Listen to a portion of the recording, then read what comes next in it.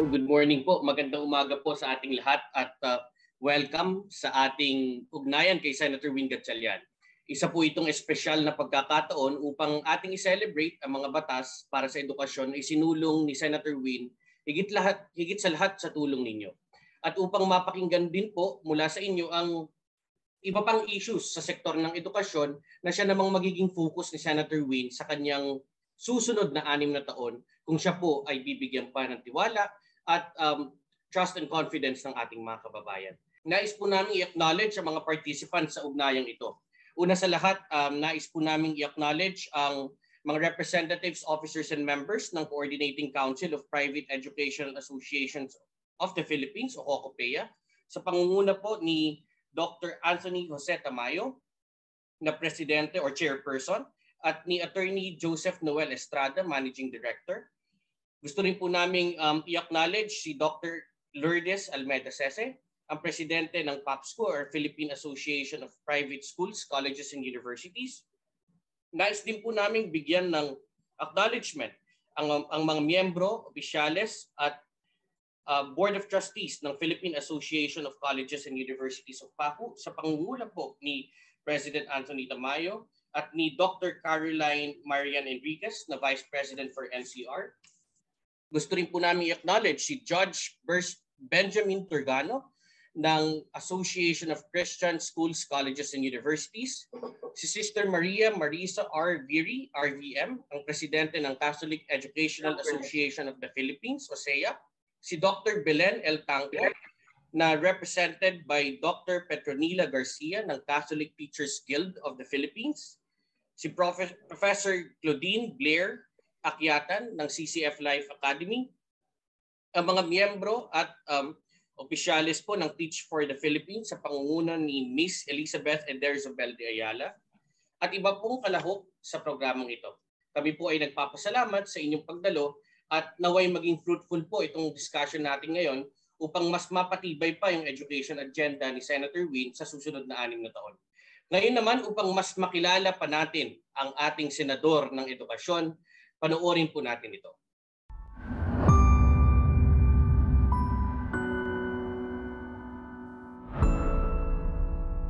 Isa sa mga masisipag na senador na sinisiguro ang mga batas na makakapagpatibay sa dekalidad at abot kamay na edukasyon para sa bawat Pilipino.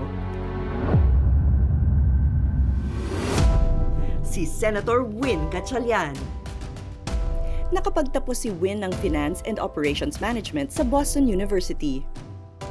Dala ang mga aral na natutuhan na paunlad niya ang mga kumpanyang pinaglingkuran, kabilang ang Air Philippines at Waterfront Philippines. Naging matagumpay man si Win sa pribadong sektor, tumugon din siya sa tawag ng serbisyo publiko. Nagsimula si Win bilang kinatawan ng unang distrito ng lungsod Valenzuela noong 2001 at naging punong lungsod noong 2004. Dahil sa mga programa ni Win, naging ehemplo pagdating sa edukasyon ang lungsod Valenzuela. Pagbalik ni Win sa Kongreso noong 2013, pinangunahan niyang ihain ang Free Higher Education Act, ang libreng matrikula sa state universities at colleges. Sumabak at nagpursiging makapasok si Win sa 2016 senatorial elections. Sa unang taon pa lamang ng kanyang termino bilang senador, naging ganap na batas ang Universal Access to Quality Tertiary Education Act. Bilang chairman ng Senate Committee on Basic Education, Arts, and Culture, patuloy ang pagreforma ni Win sa mga programang pang-edukasyon. Pangalawang pagkakataon para sa mga hindi nakapagtapos ng pag-aaral. Ang batas na Alternative Learning System o ALS. Dahil ang edukasyon ay para sa lahat, sapat na pagkalinga, dekalidad at angkop na edukasyon sa mga mag-aaral na may kapansanan. Para naman sa mga nag-aasam na maging guro, mataas na kalidad ng edukasyon at training simula sa kolehiyo hanggang sa makapagturo. Isinulong din ni Win ang muling pagkakaroon ng good manners and right conduct at values education sa mga paaralan. At ang pagtatatag ng National Academy of Sports na huhubog sa susunod na henerasyon ng mga atletang Pilipino.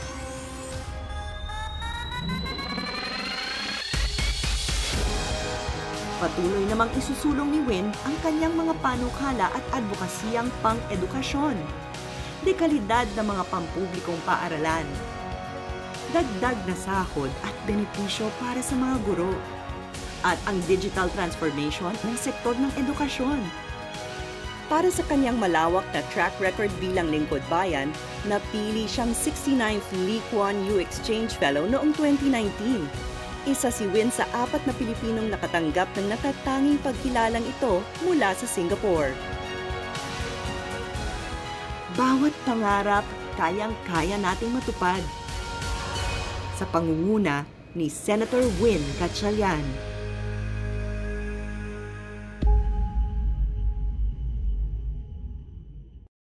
Sa pagkakataon pong ito, pakinggan po natin ang mensahe ng ating Senador ng Edukasyon, Senator Win Gatchalian. Sir. Good morning everyone. Magandang umaga po sa lahat. First of all, let me thank everyone for your time and presence in today's e-rally or e-meeting. Over the last 3 years, we've finished 8 national laws, and I thank all of you for participating in the crafting of these 8 national laws. Your time and your contribution is invaluable and very important in making this law holistic and complete. So let me just mention these 8 laws. Number 1 is the National Academy of Sports Law. Number 2 is the Good Manners and Right Conduct and Values Education Act. Number 3 is the amending the school calendar. This is important in light of the pandemic. And then number 4 is the Alternative Learning System Act. Number 5, we also gave a legislative charter to CCF Life Academy Foundation. Number 6, we enacted the Inclusive Education for Learners with Disability Law. And then number 7, although this is pending transmittal to Malacanang, we already approved and ratified here in Congress and the Senate the Excellence in Teacher Education Act. And then number 8 is the Education Commission, the second Education Commission, which we ratified through the BICAM. So we will also transmit this to Malacanang. So all of these 8 laws were crafted and enacted this 18th Congress, and I thank all of you for your invaluable participation and especially time. A lot of you contributed time. My advocacy and agenda when I come back is to make sure that all of these laws get implemented. My objective is to conduct very detailed oversight on the implementation of these laws and also make sure that the appropriate funding is given to these laws. I really believe that the best solutions are in the private sector and the academe. And that's why in this Education Commission, we created an advisory council that will be present in crafting the solutions in addressing the quality of our education. So moving forward, I plan to make sure that these laws are implemented. And I also plan to look for more legislation that will improve the education system of our country. We plan to file a bill on madrasa or Muslim education. We also plan to file a bill on the digital transformation of education system. We also plan to file a bill to improve the delivery of education to our indigenous peoples. I believe in inclusive education, and I believe that inclusive education should be cascaded all the way to the countryside. In the spirit of inclusive education, we plan to file a bill both in Muslim education and also for indigenous peoples. So these are just some of the bills that we are thinking of. In terms of complementarity, we started a hearing on complementarity, and I also plan to continue that discussion. I'm also seeking assistance and guidance from our private school sector on how to operationalize and even legislate complementarity. So with that, once again, thank you very much for your time Thank you very much for your assistance over the past 3 years. I truly enjoyed working with everyone. I learned so many things from everyone, but admittedly, we still have a lot of things to do, especially in the implementation of these laws, and especially in pushing for more reforms. So thank you everyone. Thank you, Senator Win. At this point po, we would very much appreciate if you can raise some questions, especially education policy questions, because that will certainly help us craft, or Senator Win craft, his education agenda for the next 6 years. We will hear some messages from the representatives or the officers of various private school groups. At this point, we will listen to a message from the Philippine Association of Private Schools, Colleges, and Universities to be read out by Attorney Joseph Noel Estrada. On behalf of the Philippine Association of Private Schools, Colleges, and Universities, or PAPSCU, we sincerely express our gratitude to Senator Win Gatchalian for his work during the 18th Congress, most notably as the chairman of the Senate Committee on Basic Education, Arts, and Culture, and as vice chairman of the Senate Committee on Higher and Technical Education. We sincerely thank you, Senator Win, for your objective and fair hearing on education issues, and in ensuring that the voice of private education is heard, rightfully heard, on many issues. This, of course, includes our call for more support for our teachers and other school personnel, more student subsidies, resolution on the learning crisis, and a safe transition to the limited face-to-face classes, and the clarification on the income taxation of our proprietary educational institutions. PAPSCU believes that the private education sector has an important role to play in the continuing efforts for many education reforms and continuous pursuit for quality and accessible education for our youth. We believe that Senator Gatchalian's continuity in service as Senator of the Republic would help a lot in giving the voice of private education a platform at the Senate in hearings and legislative deliberations.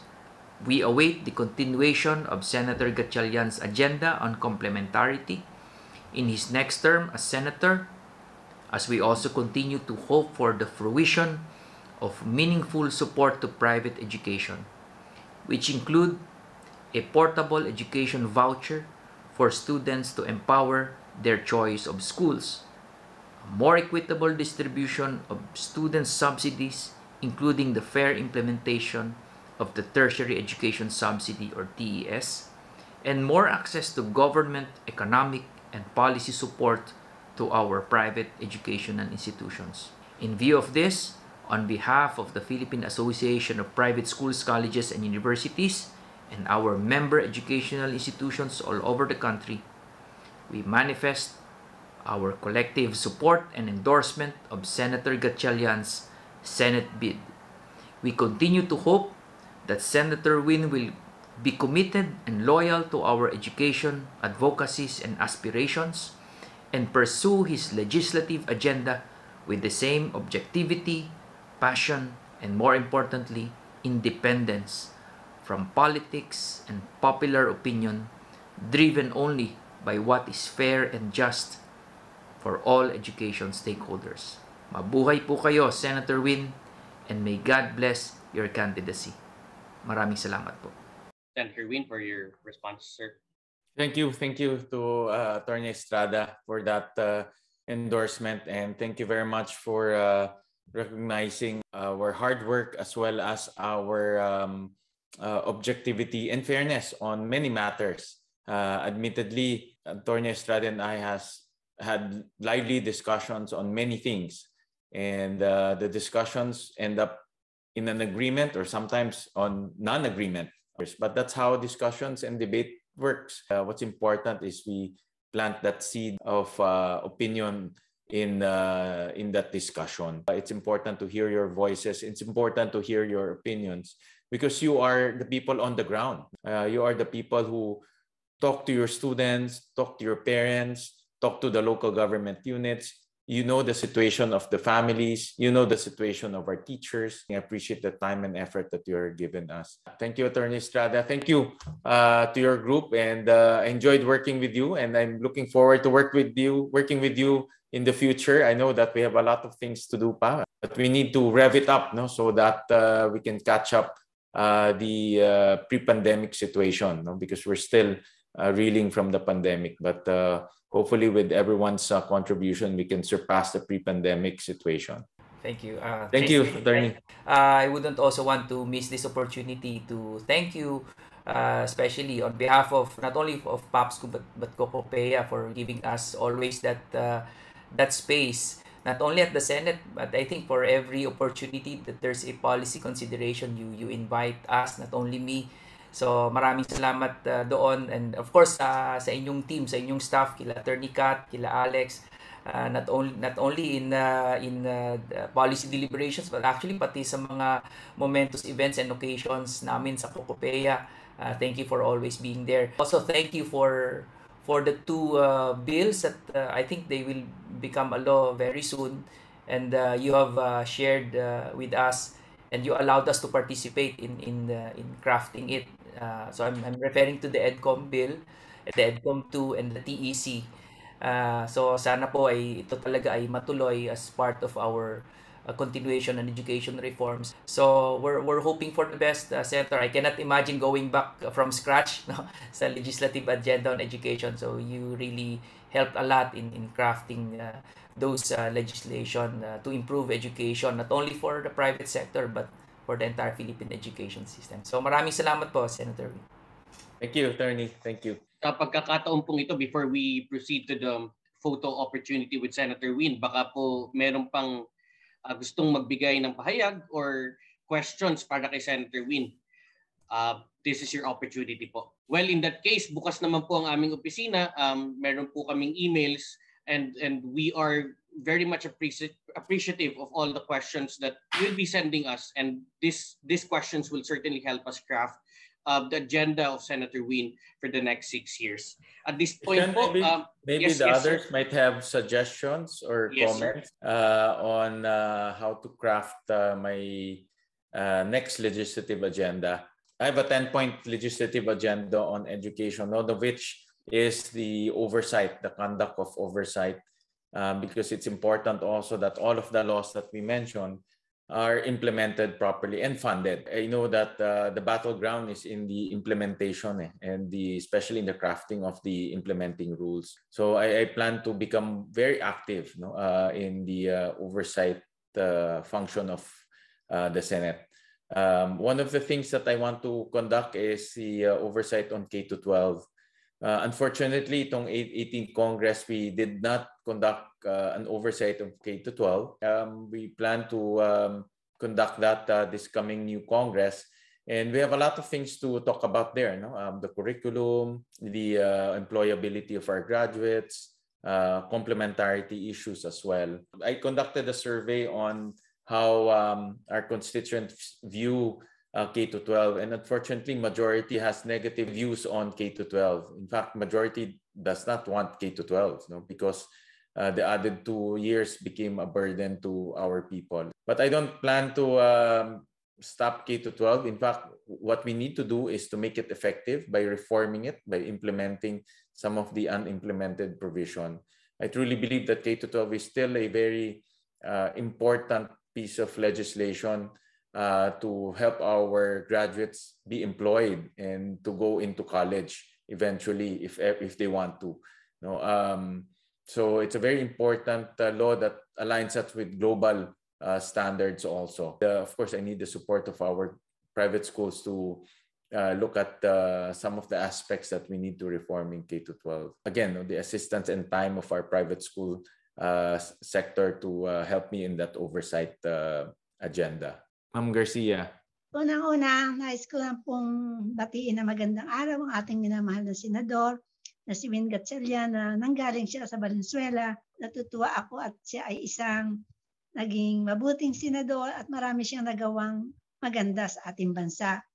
At bilang kinatawan ng Catholic Teachers Guild of the Philippines, ay Isa pong aming kinatutuwa pa ay yung mapasa na yung atin sa about how we are going to improve yung character education ng mga bata. Ngayon talagang bibigyan na ng panahon. Balang araw, yung mga ituturo doon ng teacher, talaga ng sa kalooban ng mga bata, tatanim dahil meron na siyang sarili talagang oras para ituro yon. Pangalawa, yung arts, napakalaking tulong noon sa mga estudyanteng hindi nakakapag-aral sa college, na natuto silang vocational, nagiging daan nila yon para makarating sila doon sa ibang bansa. At isa po, ang mga paaralan sa public schools, nagkaroon ng magandang mga pagkakataon, nagkaroon sila ng mga facilities na pwedeng matuto ang bata sa mga advanced technology na pwede na isabay sila sa mga ibang mga paaralan. Marami nang naitulong si Senator Win doon sa part na yon. At ang mga teachers din, gumanda ang kanilang kalagayan. Sa ngayon, nasusubaybayan ko pa rin ang mga teachers at nakasama din po ako doon sa discussion sa Good Manners and Right Conduct noon. Ilang beses din na-meet na nagwo-worry ako noon na baka hindi makapasa. Sabi ko, ganda, kailangan ng mga bata ngayon na may time talaga sa Good Manners and Right Conduct. Awa naman ng Diyos, naging batas na. And so napakalaking tulong yun po, Senator. At kayo naman po bilang aming senador at taga-roon dito sa Valenzuela at ako taga rito sa Valenzuela, marami na rin po kayo magagandang nagawa dito sa Valenzuela since na kayo po ay mayor pa lang hanggang ngayon, Senator, gumanda po ang Valenzuela. Kino-congratulate ko po kayo bilang aming senator at kami po naman sa aming association ay natutuwa sa nangyari sa ating edukasyon na umuunlad. So yun po ang aming magandang sa inyo na ang values ay patuloy na uunlad. Thank you, Ma'am Garcia. Thank you very much po for recognizing po yung Good Manners and Right Conduct and Values Education Law natin. Ito po ay na-aproban ng Kongreso at ng Senado. Ang ating mga mambabatas nakita ang pangangailangan ibalik as full subject po ang GMRC. In fact, ito lang po ang kaisa-isang legislated subject. Kausap ko po yung mga practitioners po natin at mabagal ang implementation. Kaya one of the things that I want to work double hard in is the oversight and implementation of the law. Napakaganda po itong batas na ito. Kailangan lang po talaga masigurado natin na ma-implement to. At hindi kailangan po na malaking pondo to dahil subject lang naman ho. No? Ang kailangan lang talaga porsigido i-implement. Thank you, Ma'am Garcia, for that feedback. Senator Win, si Dr. Recto Banta po. Good morning, everyone, and good morning po, Senator. First of all, I would like to thank you also because we were there on that very memorable March 5, 2020 hearing, and part of that hearing, narinig ko lang po kasi si Ma'am Garcia because she was thanking you and commending you for the salaries of the teachers, and I'm sure she's pertaining to the public school teacher. Our appeal from the private school is that majority po ng private schools cannot provide even half of what the public school teachers are earning. And during this time of pandemic, marami po talagang nawalan ng trabaho because of the schools na nag-close. At the same time, talaga pong exodus ang migration ng mga private school teachers to public school, and we truly understand them. Sana po, because we believe you will win and we believe that ang full support po ng private schools ay nasa inyo rin, pero sa inyo rin po kami umaasa because unless we are able to have a similar or at least very close salary bracket for private and public schools, mauubos na po ang magagaling na teachers ng private schools. And we cannot stop them from transferring because we know their needs. Talaga pong yung iba ay, or marami ay breadwinner ng family. So yun po yung isang point.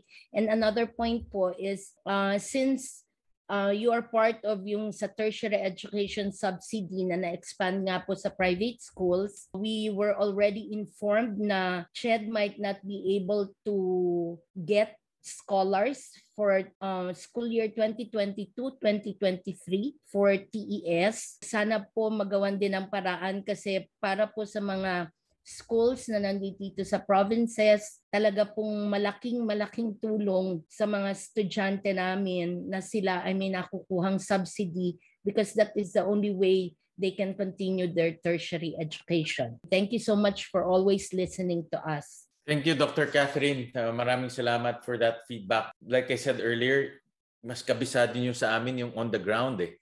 Dahil kausap niyo po yung mga magulang, kausap ninyo po yung mga teachers, students. I know the dilemma of our private school when it comes to teacher salary. And rest assured, I'm working on a equitable and fair teacher salary increase system na kasama po ang private schools. I'm planning two things, no? To increase allocation of GASPE and also to make it more encompassing, mas malawak po, no, yung sakop ng GASPE para mas marami tayong private school teachers mabigyan natin ng tulong. We don't want to weaken our private schools. What we want is both to strengthen the public schools and the private schools. The system should improve equally. Walang lamangan. Kumbaga, the system should be improving. On the issue of TS, tama ho kayo, no? Sayang itong batas na ito. And sayang yung funding. Malaking funding. Almost 45 billion. Ang laki ng funding ho. But admittedly, there's issue in implementation. So narinig ko rin yan, problema niyan sa ating mga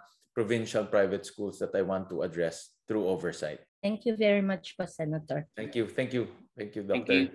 At this point po, si Dr. Tamayo would like to speak. Sir? Hello, Senwin. We also wanted to bring up the issue or the concern on foreign students that hopefully we would be because our Philippine education is attractive, at least internationally also. So we wanted our country, and foreign students entering our country to have ease in entering our country, and maybe the ease meaning fewer procedures or steps to enter the country. So make it foreign student friendly as much as possible, and try to reduce the as much as possible or minimize the bureaucracy. And maybe a second point that I could raise would be shared by also the PACOPEA members would be the national voucher system for college. So since it's similar to senior high school, a college student can go anywhere with that voucher. Thank you, sir. Dr. Tamayo, you made a very good point on foreign students. In fact, we should be proud of that. In fact, we're very proud in Valenzuela that we're home to some of the foreign students in the Philippines. It's not only economically beneficial for us because they come here, they spend here, they nagdo-dorm sila, they pay tuition fees and all that. But it's also helping our economy grow, no? Parang ano na siya parang education tourism There's so many pluses. We're going to look at that, Dr. Tamayo, kasi that's an opportunity. In fact, I'll put that in my agenda, no, because that's an opportunity for the country. Low-hanging fruit yan for us no, that we can expand. And we can be proud of. Imagine dito nag-aaral. No, we can be proud of that. No? So and then the national voucher system, that's the portability system that Attorney Erap mentioned. That's a concept that we can work on also. In fact, I've been thinking about that ever since that was raised a few months ago. That's part of the complementarity operationalization that we're looking at. Thank you, sir. Thank you. Thank you, Dr. Tamayo. Thank you, Senator Win. Thank you po. Maraming salamat. In behalf of Senator Win, sa pagdalo ng mga representatives, mga opisyales ng pinakamalalaking organization or association ng private schools sa ating bansa. Malaki po ang hamon na kinaharap ng sektor ng edukasyon dahil sa unprecedented na impact ng pandemya, higit lalo sa private schools, guro, kawani at mga mag-aaral nito. Dagdag pa rito ang learning crisis na mas pinalala pa ng pandemya. With your help and support, Senator Win will continue pushing for his education agenda, one that is true to the text and spirit of the Constitution about the complementary roles of private and public education institutions in the delivery of education to our Filipino learners. Muli, maraming salamat po at tulad ng laging sinasabi ni Senator Win, sa edukasyon, win tayong lahat. Thank you everyone.